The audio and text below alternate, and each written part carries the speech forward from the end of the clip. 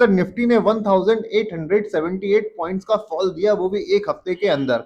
तो सर पहला सवाल बनता है, कौन जीता? आपका सेटअप जीता या फिर ये फॉल जीत गया? अगर आपका जवाब है कि सर फॉल जीत गया, तो वहां पे सर एक सवाल और बनता है, क्या कोई ऐसा सेटअप है जो इस तरह के फॉल को भी मैनेज कर पाए? तो जवाब है हाँ सर, ऐसा सेटअप है। दूसरा सवाल आता है डायरेक्टली मेरे एक वीडियो के कमेंट सेक्शन में से, जहां पे एक भाई साहब ने पूछा था कि ओवरनाइट गैप अप और गैप डाउन के रिस्क को कैसे मैनेज किया जाए। तो यहाँ पे आप देख रहे होंगे इस वीक के अंदर यहाँ पे निफ्टी में 3 गैप डाउन ओपनिंग्स हुई हैं। तो यहाँ पे उन भाई साहब को भी जवाब मिल जाएगा और उन लोगों को भी जवाब मिल जाएगा जिनका क्वेश्चन सिमिलर है कि ओवरनाइट गैप अप और गैप डाउन के रिस्क को कैसे मैनेज करें। हाँ, वो भी मैनेज हो सकता है।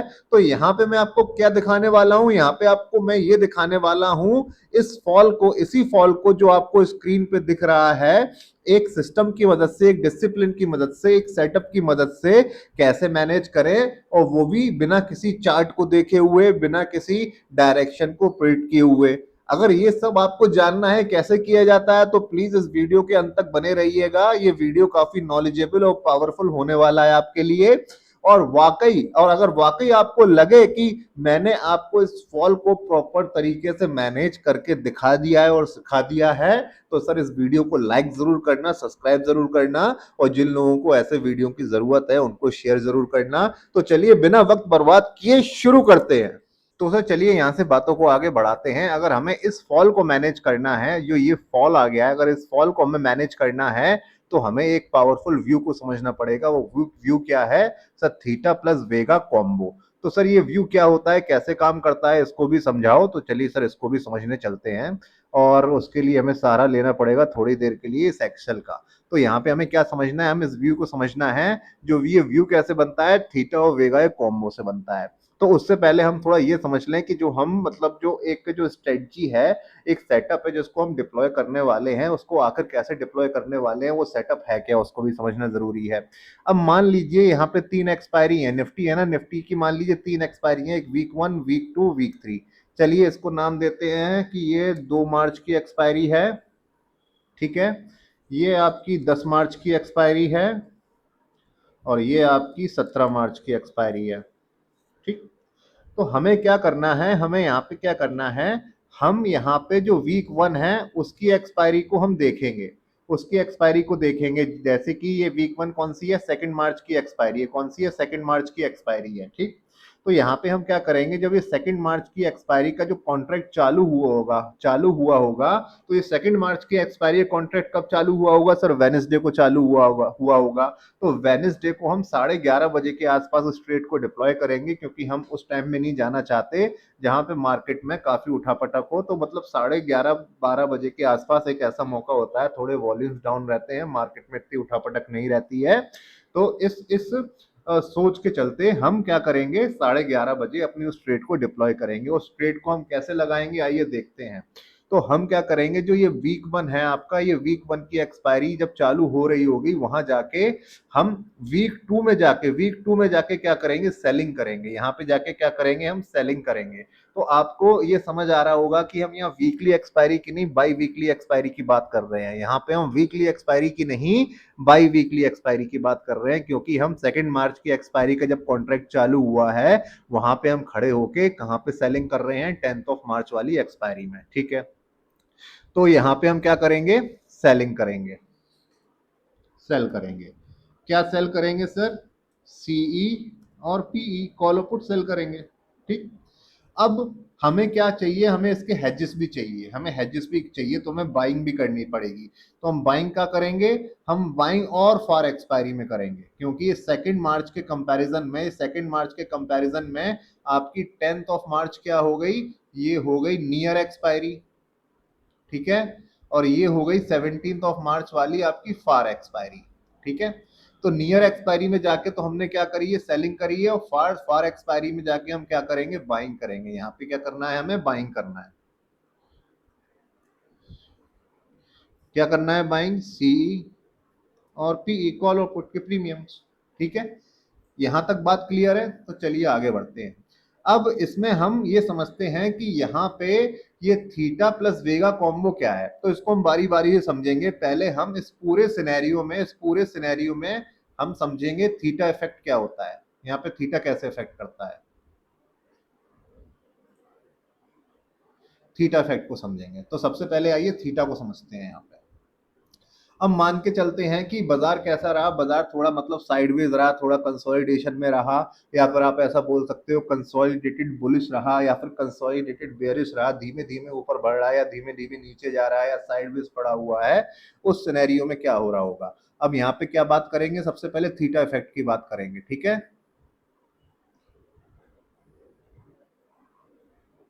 थीटा इफेक्ट क्या कैसे होगा यहाँ पे।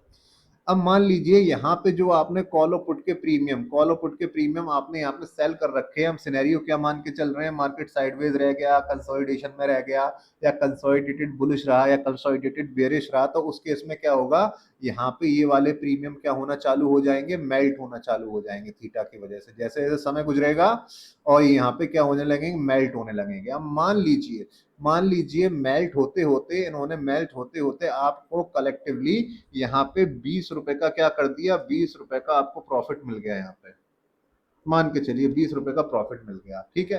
अब प्रॉफिट क्यों मिला, क्योंकि ये हमने यहाँ पे सेलिंग पोजीशन बनाई थी, यहाँ पे हमने सेल की पोजीशन बनाई थी, और थीटा की वजह से प्रीमियम क्या हो रहे थे, मेल्ट हो रहे थे, तो हमें प्रॉफिट आ रहा था। लेकिन थीटा का इफेक्ट यहाँ पे भी रहेगा, वीक 3 में भी रहेगा, लेकिन जो वीक 2 में थीटा का इफेक्ट रहेगा वो ज्यादा रहेगा, क्योंकि वो मतलब वो एक्सपायरी ज्यादा पास है, वो नियर एक्सपायरी है, तो प्रीमियम क्या करेंगे, जल्दी जल्दी मेल्ट होने की कोशिश करेंगे।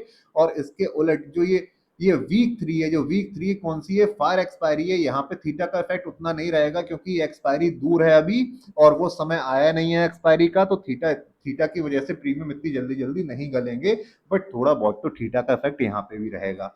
अब यहाँ पे बाइंग पोजीशन है, हमने बाइंग पोजीशन है और हमें पता है कि थीटा, और हमें क्या पता है कि भैया कि ये थीटा यहाँ पे भी काम करेगा अपना, यहाँ पे भी हमारा काम खराब करेगा, नुकसान कराएगा हमारा। लेकिन हमें ये पता है कि ये वीक 1 के कंपैरिजन में ये वाली क्या है, 17 मार्च की क्या है, ये है सर हमारी फार एक्सपायरी, तो थीटा का इफेक्ट उतना नहीं रहेगा, थीटा की वजह से प्रीमियम उस हिसाब से मेल्ट नहीं हो पाएंगे। तो यहाँ पे हम मान के चल रहे हैं कि यहाँ पे 20 रुपए का प्रॉफिट आ गया, और यहाँ पे मान लीजिए 8 रुपए का आपका लॉस आ गया, 8 रुपए का क्या आ गया, आपका लॉस आ गया, ठीक है। तो यहाँ पे इन टोटल यहाँ पे इन टोटल आपको प्रॉफिट कितना हो गया, यहाँ पे इन टोटल आपको 12 रुपए का प्रॉफिट हो गया। पहला सिनेरियो तो ये रहा, यहाँ पे हमने थीटा के इफेक्ट को देखा, थीटा के इफेक्ट को जाना, अगर हम इस तरह से कुछ अपना सिस्टम बना रहे हैं तो थीटा किस तरह से इफेक्ट करेगा वहां पे। चलिए अब हम वेगा की भी बात कर लेते हैं, अब हम क्या कर लेते हैं, अब हम यहाँ से वेगा की भी बात कर लेते हैं। डिलीट क्यों नहीं हो रहा, ठीक है। अब वेगा वेगा वेगा की बात करने से पहले एक चीज और बता दूंगा आपको।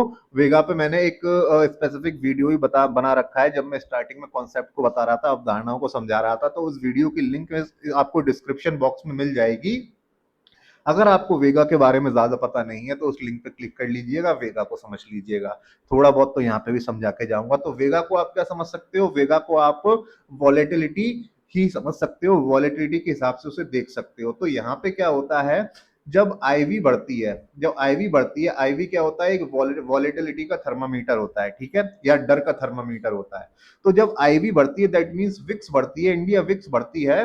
तो अब वहां पे क्या होता है कि इंडिया विक्स बढ़ती है, इंडिया विक्स का मतलब क्या, वॉलेटिलिटी से। आप ये भी कह सकते हो कि जब वॉलेटिलिटी बढ़ती है या फिर जब इंडिया विक्स बढ़ती है तो ऑप्शन के प्रीमियम क्या होने लगते हैं, ऑप्शन के प्रीमियम होने लगते हैं, आप मान के चलिए ऑप्शन के प्रीमियम महंगे होने लगते हैं, एक्सपेंसिव होने लगते हैं, ठीक है।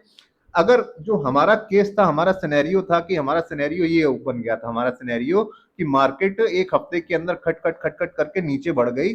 अगर आप यहाँ पे इंडिया विक्स देख रहे होगे तो यहाँ से इंडिया विक्स आपका बढ़ रहा होगा, प्लस प्लस प्लस करके बढ़ रहा होगा, ठीक है।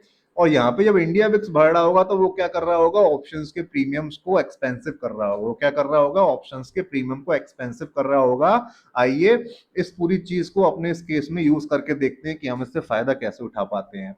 मान लीजिए वही था कि आपने यहाँ पे वीक 1 पे खड़े होके वीक 2 में जाके एक बाई वीकली एक्सपायरी वाला को सेटअप बनाने का सोचा, तो वीक 1 में खड़े होके आपने वीक 2 में क्या करा, सेलिंग करी, और वीक 3 से उसके हेजेस क्या करे, बाई करे।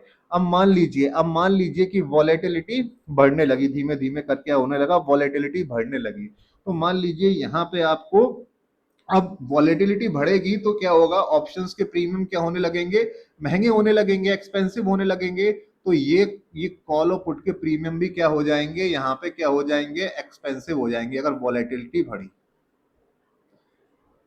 एक्सपेंसिव हो जाएंगे। ठीक है, मान लीजिए कि भाई हम यहाँ पे कौन सी पोजीशन में, हम यहाँ पे सेलिंग वाली पोजीशन में हैं, अगर वॉलेटिलिटी बढ़ी तो इस सेलिंग वाली पोजीशन में हमें नुकसान हो रहा होगा। मान लीजिए यहाँ पे हमारा नुकसान चल रहा होगा -12। ठीक, अब यहाँ पे ये कौन सी है आपकी बाइंग वाली पोजीशन है, या बाइंग वाली पोजीशन है। अब वॉलेटिलिटी बढ़ेगी तो ये वाले कॉल और पुट के प्रीमियम भी तो बढ़ जाएंगे ना, तो लेकिन यहाँ पे क्या नुकसान होगा, यहाँ पे नुकसान नहीं होगा क्योंकि हम यहाँ बाइंग वाली पोजीशन में है, अगर प्रीमियम बढ़ेंगे तो हमें फायदा होगा। तो यहाँ पे देखने और समझने वाली बात ये है कि अगर वॉलेटिलिटी एकदम से बढ़ेगी, जो वॉलेटिलिटी का वो जो स्पाइक आएगा, तो जो बाइंग वाले प्रीमियम है एकदम से बहुत अच्छे प्रॉफिट में चले जाएंगे, उस हिसाब से जो आपके सेल वाले प्रीमियम है लॉस नहीं दिखा पाएंगे। जो कुछ इस तरह से सिनेरियो आपको दिख सकता है कि एकदम से वॉलेटिलिटी बढ़ी तो यहाँ पे कॉल और पुट के प्रीमियम्स थे, तो वहां पे मतलब यहाँ पे आपको मतलब जो प्रॉफिट जो दिखने लगा वो प्रॉफिट आपको मान लीजिए 25 रुपए दिखने लगा। तो आप फिर से क्या हो गए, आप फिर से क्या आ गए, आप नेट प्रॉफिट में आ गए, आप फिर से क्या आ गए, यहाँ पर जो आपका जो नेट प्रॉफिट रहा वो 13 रुपए के आसपास रहा, नेट प्रॉफिट रहा वो 13 रुपए के आसपास रहा। तो यहाँ पे भी क्या करा, यहाँ पे भी आप एक तरीके से जीत गए, यहाँ भी आप एक तरीके से जीत गए। तो अब यहाँ पे क्या आपको ये लग रहा है कि ऐसे ही होता है कि ये ब्रह्मास्त्र मिल गया है आपको कि आप ये लगा दोगे तो कंसोलिडेशन में भी पैसा बनाओगे और वहां पे जब वॉलेटिलिटी बढ़ेगी तब भी पैसा बनाओगे? नहीं सर, ऐसा नहीं है। 100% सर प्रॉफिट किसी भी स्ट्रेटजी में नहीं आता। 80 to 90% इसकी प्रोबेबिलिटी ऑफ प्रॉफिट है इस स्ट्रेटजी की। हाँ, लेकिन थोड़े बहुत आपको एडजस्टमेंट्स आते हैं, तो आप इसमें मतलब 90 to 95% टाइम्स आप विन कर सकते हो, और जब आपको नुकसान होगा तो थोड़ा बहुत मतलब कैपिटल का 0.5 to 1% और 1.2% तक नुकसान भी हो सकता है, लेकिन इसमें 10 में से 8 या 9 बार तो आप फायदे में ही निकलोगे। अब ये तो मैंने आपको यहाँ पे बना के दिखा दिया, ये तो मैंने आपको बना के दिखा दिया यहाँ पे। अब मेन मुद्दा और समझ लेते हैं सबसे पहले कि क्या ये सारी चीजें जो मैंने अभी बताई हैं, जो मैंने सारी चीजें बताई हैं, क्या वो जब हम सिमुलेट करेंगे ऑप्स्ट्रा पे क्या वो वहां पे विजिबल होंगी, वो तरीके से दिखेंगी जो मैंने अभी बताया है? यस, आंसर क्या है? यस, वो भी तरीके से विजिबल होंगी, दिखेंगी आपको। मैं आपको दिखाऊंगा ये सब चीजें प्रैक्टिकली कैसे वर्कआउट करती हैं। लेकिन उससे पहले एक और इम्पोर्टेंट और अहम सवाल, यहाँ पे तो हमने क्या बात कर ली, यहाँ पे तो हमने बात कर ली कॉल और प्रीमियम, सॉरी, जो कॉल और पुट साइड के प्रीमियम बेच दो या कॉल और पुट साइड के प्रीमियम बाई कर लो। लेकिन जो हम बेचेंगे प्रीमियम, जो प्रीमियम हम क्या करेंगे, जो प्रीमियम हम सेल करेंगे या हम बाई करेंगे, जो प्रीमियम सेल करेंगे बाई करेंगे, वो हम कैसे आइडेंटिफाई करेंगे कौन से वो प्रीमियम होने चाहिए या कौन से स्ट्राइक प्राइस के प्रीमियम होने चाहिए? ये भी एक अहम सवाल है। तो अब चल पड़ते हैं इस अहम सवाल के जवाब को खोजने की तरफ। तो चलिए सर, यहाँ से बातों को आगे बढ़ाएंगे। तो हमें अब क्या समझना है, हमें ये समझना है कि जो हम मतलब जो नियर एक्सपायरी में जो हम बेचने वाले हैं, तो वो कौन सी स्ट्राइक प्राइस होंगी कॉल साइड और पुट साइड की, या फिर वो कॉल साइड और पुट साइड के कौन से प्रीमियम होंगे, और जो फार एक्सपायरी में हम जो मतलब बाइंग करने वाले हैं तो वो कौन से प्रीमियम होंगे,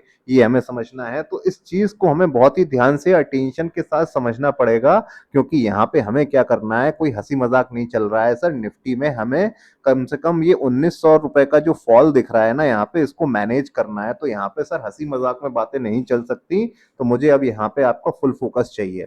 अब ये देखिए, यहाँ पे मैं आपकी इतनी मेहनत बचा सकता हूँ। अब आपको ये नहीं देखना है यहाँ पे कि भैया कि यहाँ पे आपको कोई चार्ट की एनालिसिस नहीं करनी है, ठीक है। यहाँ पे आपको कोई डायरेक्शन की प्रिडिक्शन नहीं करनी है, और किसी भी तरह के कोई दिमाग नहीं लगाना है। सिर्फ आपको अपने सेटअप, डिसिप्लिन और मैथ्स पे भरोसा करते हुए चलना है, ठीक है। अब हम ये कहाँ से देख रहे हैं, हम ये देख रहे हैं, ये दिखाता हूं। ये देखिए 25 तारीख आ रही है, 25 फरवरी, 25 फरवरी को ये फॉल आना स्टार्ट हुआ था, और यहाँ पे जाके कभी ये 6 मार्च के आसपास ये करीब 1878, दैट मीन्स 1878 पॉइंट्स का फॉल आ चुका था। तो हमें थोड़ी सी यहाँ पे क्या करनी होगी, विक्स की मदद लेनी होगी, इंडिया विक्स की मदद लेनी होगी। हम 25 तारीख से अपने स्ट्रेट को डिप्लॉय करेंगे और उस मूवमेंट से अपने स्ट्रेट को डिप्लॉय करेंगे। जो सबसे गलत जगह थी वो जगह ये थी, कौन सी थी, वो जगह ये थी। हम इस जगह से ही अपने स्ट्रेट को डिप्लॉय करेंगे और देखेंगे क्या हम फॉल को मैनेज कर पाए कि नहीं कर पाए। तो हम ये 25 फरवरी से करना है, तो हमें ये देखना बहुत जरूरी होगा कि अगर हम ये 25 फरवरी से ये ट्रेड को डिप्लॉय कर रहे हैं, तो हमें ये देखना बहुत जरूरी होगा कि 25 फरवरी को आपका जो इंडिया विक्स था वो क्या चल रहा था, इंडिया विक्स की वैल्यू कितनी चल रही थी, इंडिया विक्स कितना चल रहा था। आइए देख लेते हैं उसको। तो यहाँ पे मैंने सारी चीजें निकाल के रखी हैं, बस आपको यहाँ पे डाल लेना है विक्स ऑन 25 फरवरी 2026। यहाँ पे आप, या फिर अपने वहां पे जाके आप चार्ट पे भी देख सकते हो। तो यहाँ पे आपको दिख जाएगा कि 25 फरवरी 2026 के आसपास विक्स चल रही थी 14.15।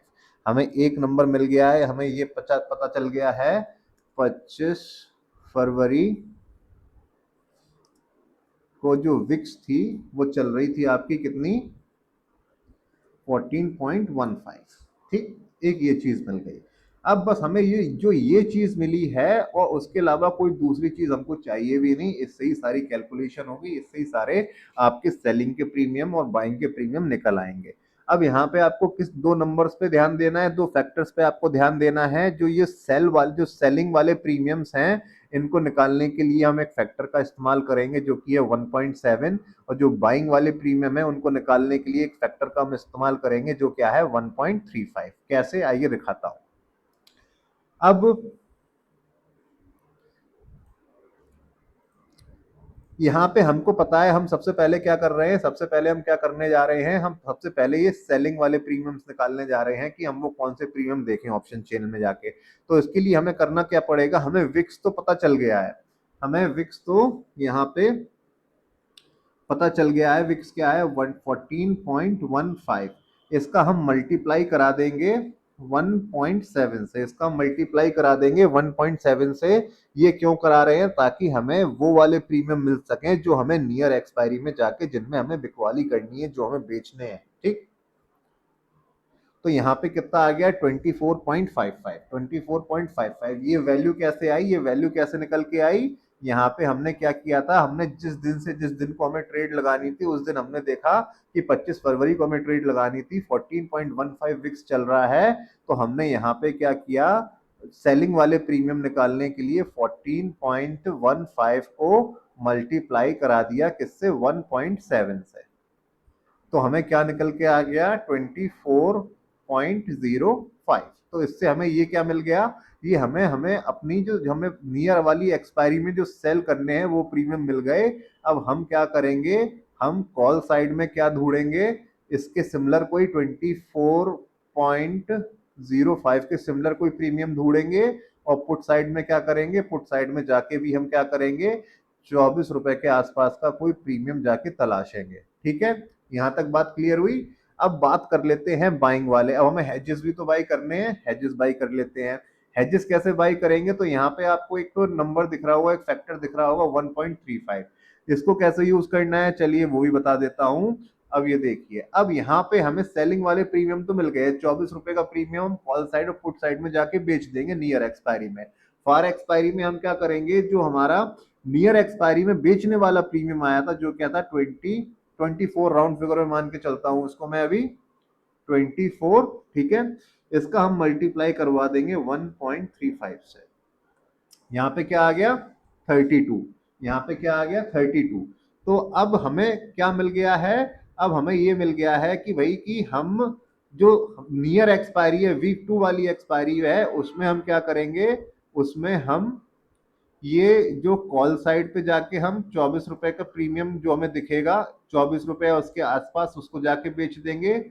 और पुट साइड में भी हमें अगर 24 रुपए के आसपास का प्रीमियम दिखेगा वो जाके हम बेच देंगे, यहाँ पे क्या कर देंगे, हम सेल कर देंगे। ठीक, अब जो ये 32 रुपए आए हैं इसका क्या होने वाला है, इसका भी जब हम क्या कहाँ जाएंगे, हम फार एक्सपायरी में जाएंगे, वीक 3 में जाएंगे। और वीक 3 में हम क्या करेंगे, कॉल साइड में देखेंगे 32 रुपए के आसपास का प्रीमियम कहाँ है, 32.4 रुपीज के आसपास का। और पुट साइड में भी हम जाके देखेंगे 32 32.4 रुपीज के आसपास का प्रीमियम कहाँ है, वहां जाके क्या कर देंगे, इन दोनों में हम क्या कर देंगे, खरीदारी कर लेंगे, हम बाइंग कर लेंगे।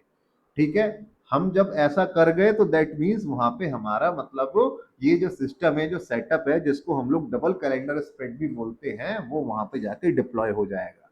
तो यहाँ पे सर क्या आपको कोई चार्ट देखना पड़ा? नहीं। यहाँ पे आपको कोई डायरेक्शन प्रिंट करना पड़ा? नहीं। वो ये ट्रेड हमने वहां से बनाई है, वो जो सबसे गलत जगह है बाजार की। तो आई होप सर ये सारी कैलकुलेशन आपको समझ में आई होगी, कैसे हम सेलिंग प्रीमियम निकालते हैं 1.7 का उसमें मल्टीप्लाई करके, और जो सेलिंग प्रीमियम जो हमारा आ जाता है उसमें 1.35 का मल्टीप्लाई करके कैसे हम बाइंग प्रीमियम निकालते हैं। अगर आपको जो ये कैलकुलेशन है, अगर आपको वो भी नहीं करनी है, तो मेरे पास एक ऑटोमेट शीट भी अवेलेबल है, वो भी आपको मैं दिखा देता हूँ वहां पे उसका कैसे यूज करना है।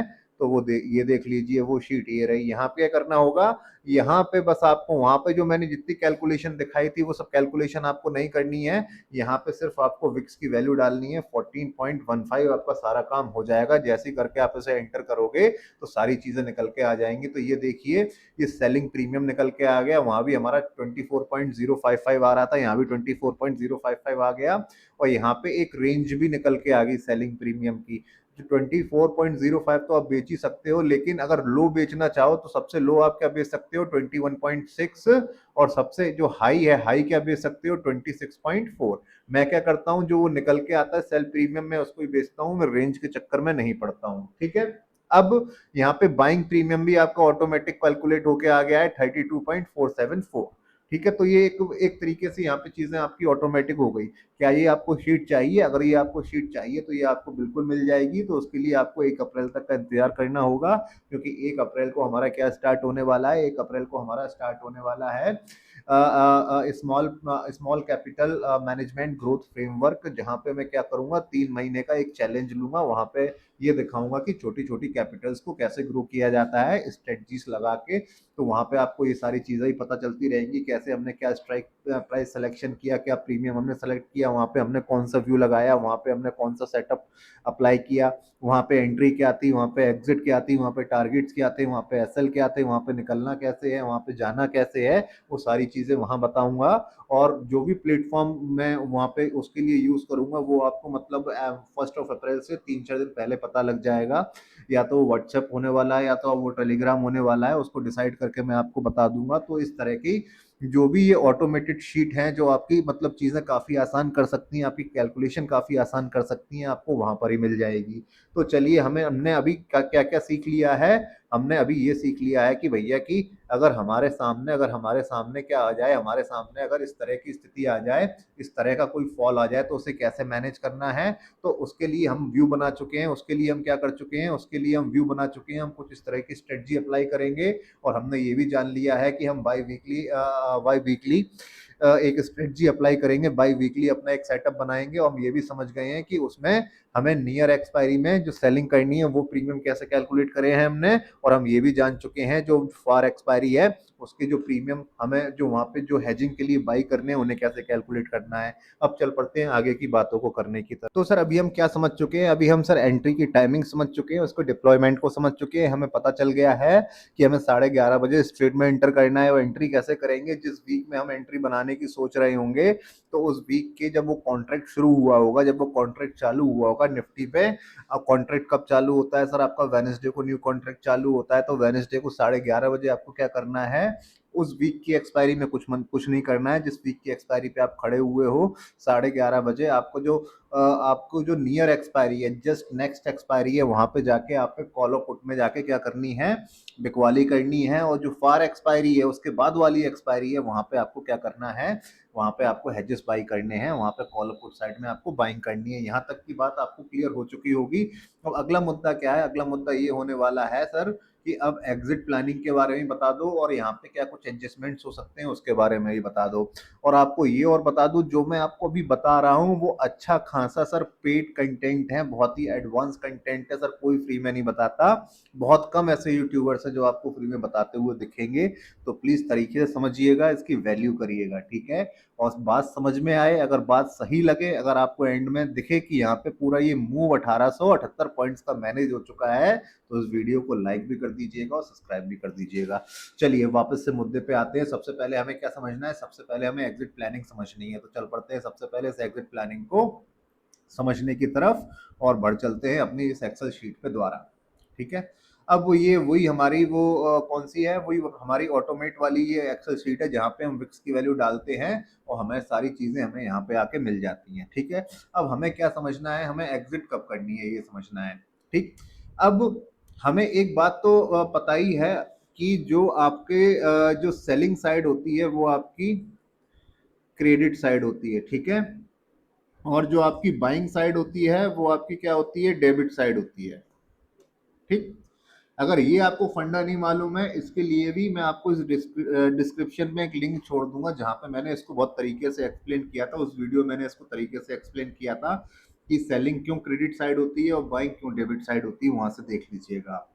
तो अगर क्रेडिट साइड है तो यहाँ पे सेलिंग, यहाँ पे जो सेलिंग हुई है अगर हम इस प्रीमियम को माने तो हम क्या मानेंगे, ये कौन सा प्रीमियम है जिसको हम बेचने जाएंगे, कहाँ पे, कॉल साइड में और पुट साइड में। ठीक है, तो अगर ये सेलिंग साइड क्रेडिट साइड होती है तो यहाँ पे क्या हुआ, तो यहाँ पे इसका मतलब ये 24 रुपए का प्रीमियम क्या होगा, क्रेडिट होगा। 24 रुपए का प्रीमियम क्रेडिट होगा, तो हमें कॉल और पुट दोनों में ही 24 ढूंढना है, तो ये भी आपका 24 हो गया। ठीक, अब जो बाइंग होती है आपकी, ये किधर गई बाइंग, जो बाइंग होती है, बाइंग आपकी कौन सी होती है, बाइंग वाला क्या है, ये बाइंग है। बाइंग होती है आपकी डेबिट साइड में, बाइंग कहाँ होती है आपकी डेबिट साइड में। ठीक है, तो अब यहाँ पे इसको कैसे लिखा जाएगा, यहाँ पे प्रीमियम कितना है, 32.4 32.4 रुपीज, ये क्या होने वाला है सर, ये डेबिट होने वाला है। तो -32.4, -32.4। ठीक है, अब यहाँ पे नेट डेबिट निकाल लेते हैं, नेट, DEBIT, नेट डेबिट। ठीक,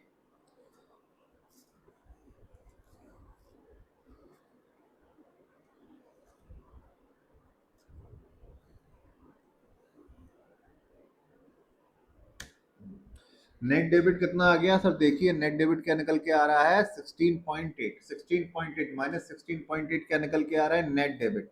इतने नेट डेबिट है, इतने से आप नेट डेबिट, तो ये यहाँ पे भी लिखा है सर, नेट डेबिट कितना निकल के आ रहा है, 16.8।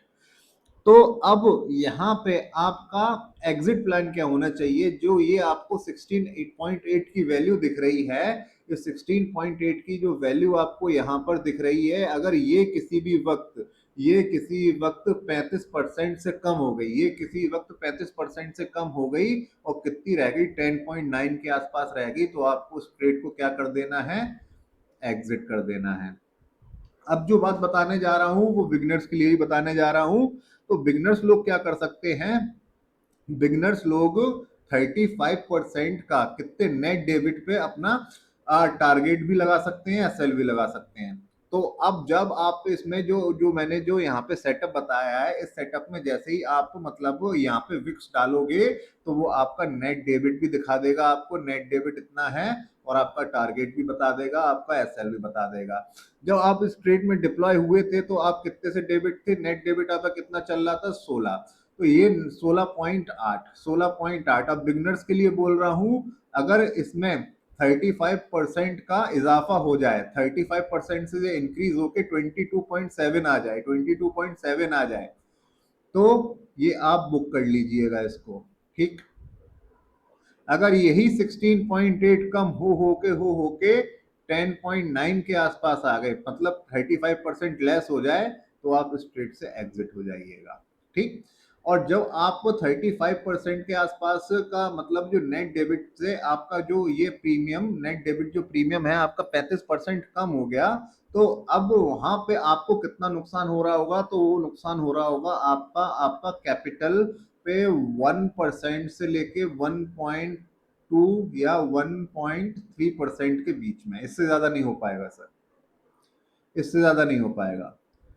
अगर आप क्या करते हो, नेट डेबिट का फिर से बता देता हूं, फिर से बता देता हूं, अगर आप क्या करते हो, जो ये नेट डेबिट है इसका स्टॉप लॉस लगाते हो, आप ये बोलते हो जो नेट डेबिट है वो 35% अगर गिर जाए मेरा और 10.9 पे आ जाए, अभी 16.8 अगर 10.9 पे आ जाए तो मैं ट्रेड से एग्जिट हो जाऊंगा। अगर आप ऐसा कर रहे होगे तो आप मान के चलिए, तो आपका उस टाइम जो नुकसान हो रहा होगा उस ट्रेड में जो आपने लॉस बुक किया होगा, वो आपकी पूरी कैपिटल का 1% से 1.2 या 1.3% के बीच में ही होगा, इससे ज्यादा वो कभी हो ही नहीं सकता। ठीक, अब ये तो बिगनर के लिए बात थी कि 35% के प्लस में हो तो टारगेट, 35% माइनस हो तो आपका एग्जिट।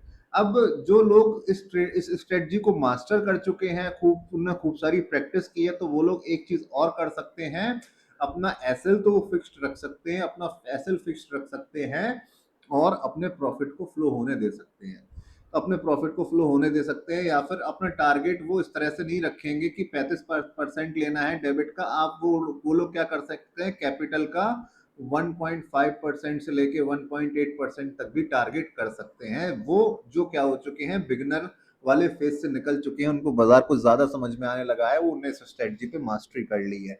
लेकिन उन्होंने मास्टरी कर ली है, फिर भी उनके लिए भी जो एसएल का नियम है, उनके लिए क्या, जो एसएल का नियम है वो वही रहेगा। आपको नेट डेबिट जितना आया है उससे अगर 35% आपका वो नेट डेबिट वाला प्रीमियम गिर पड़े, ठीक है, गिर पड़े 35% से डिक्रीज हो जाए, तो वो आपकी एग्जिट है सर, बिना दिमाग लगाए वहां से आपको एग्जिट हो जाना है। ठीक, तो इसमें आप क्या करोगे, इसमें से 10 में से इसमें से इसमें से आप 10 में से 8 बार तो ऐसे ही जीत जाओगे, 10 में से 8 बार तो आप जीत ही जाओगे, क्योंकि यहाँ पे रेंज बहुत बड़ी मिलती है, रेंज बहुत बड़ी मिलती है। और जो वो दो बार होंगे आपके लॉस के, जो 2 बार आपके लॉस के होंगे, वहां पे भी आप कैपिटल का 1% से लेके 1.2% का नुकसान ही ले पाओगे, इससे ज्यादा नुकसान आपको होगा ही नहीं। अगर ये नुकसान से भी आपको अगर एडजस्टमेंट्स आते हैं, अगर आपको एडजस्टमेंट्स आते हैं, तो इस छोटे मोटे नुकसान से भी आप बच सकते हो।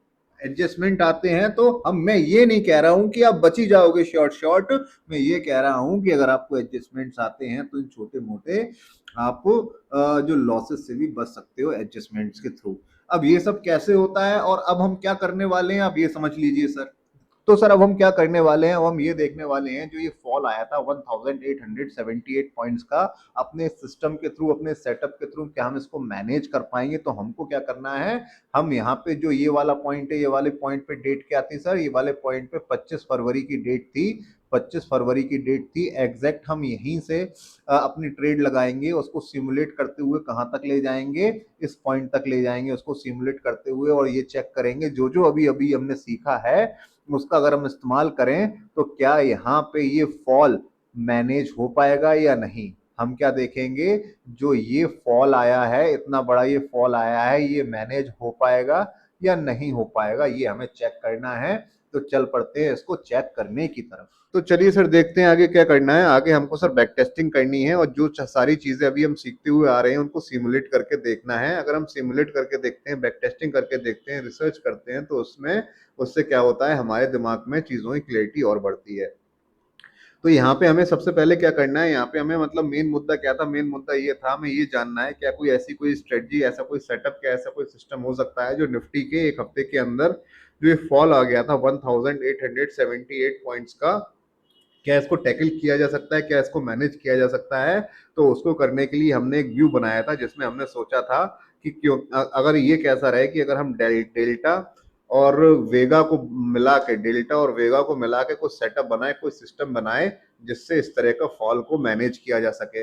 इस तरह का व्यू हमने दिमाग में रख के काफी काफी चीजों पर डिस्कशन किया था, जैसे कि टाइमिंग क्या होनी चाहिए डिप्लॉयमेंट की। अगर हम मतलब ऐसा कुछ बना रहे हैं तो उसमें जो प्रीमियम हम लोग सेल करने वाले हैं तो वो सेल प्रीमियम कैसे कैलकुलेट होंगे, और जो हम हेजेस के लिए बाई करने वाले हैं तो बाई प्रीमियम कैसे कैलकुलेट होंगे। और हमने वहां पे ये देखा था कि नेट डेबिट कैसे निकाला जाता है, और नेट डेबिट के थ्रू हमने अपना मतलब प्रॉफिट बुकिंग का क्राइटेरिया कैसे डिफाइन किया था, नेट डेबिट की मदद से हमने अपना एग्जिट प्लान कैसे तैयार किया था। और हमने ये भी देखा था कि अगर इस तरह के स्ट्रेटजी में एडजस्टमेंट किस तरह के होने चाहिए, तो हमने बात की थी डेल्टा न्यूट्रल के एडजस्टमेंट हमने समझे थे, वही एडजस्टमेंट इसमें काम करेंगे। तो यहाँ पे हमने जो पिछले आधे घंटे में बातें की हैं, वो बातें आइसोलेशन में की हैं, एक के बाद एक बात की है वो, ठीक है, कड़ियों में बातें की है हमने। लेकिन अगर सारी कड़ियों को मिला दिया जाए, सारी बातों को इकट्ठा कर दिया जाए, सारी बातों को एक जगह ला कर रख दिया जाए, तो सर क्या बन जाता है, तो सर बन जाता है आपका सिस्टम, आपका सेटअप, आपका डिसिप्लिन। क्या सर इस चीज को विजुअली दिखा सकते हो? हाँ सर, इस चीज को विजुअली दिखा सकता हूं मैं।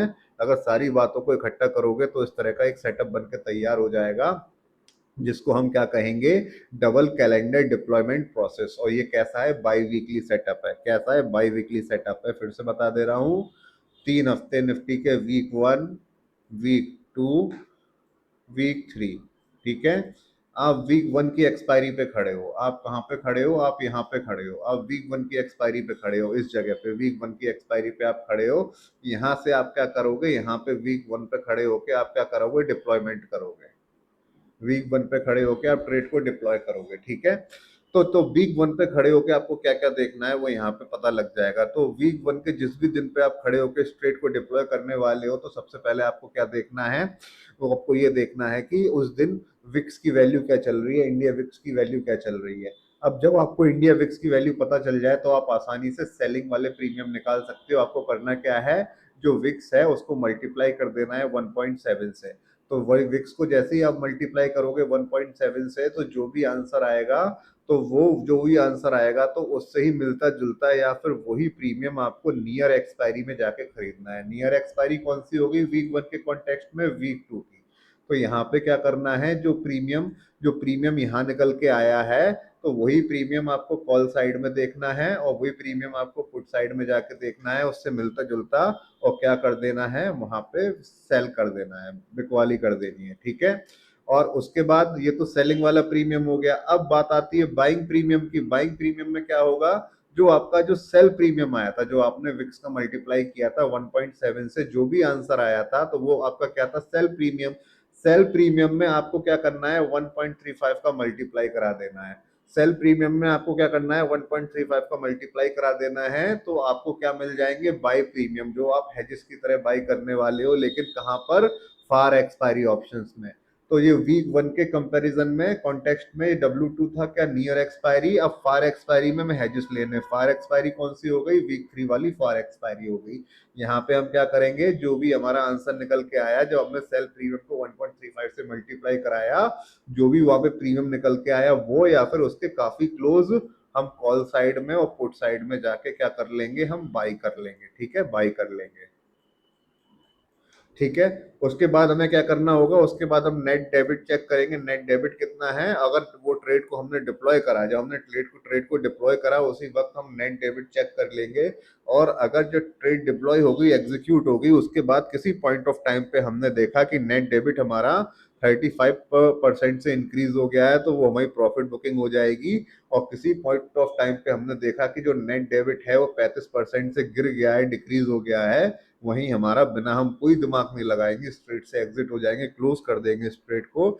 और इस पूरे सेटअप में जो एडजस्टमेंट चलेंगे वो कैसे चलेंगे सर, डेल्टा न्यूट्रल वाले चलेंगे, डेल्टा न्यूट्रल वाले चलेंगे।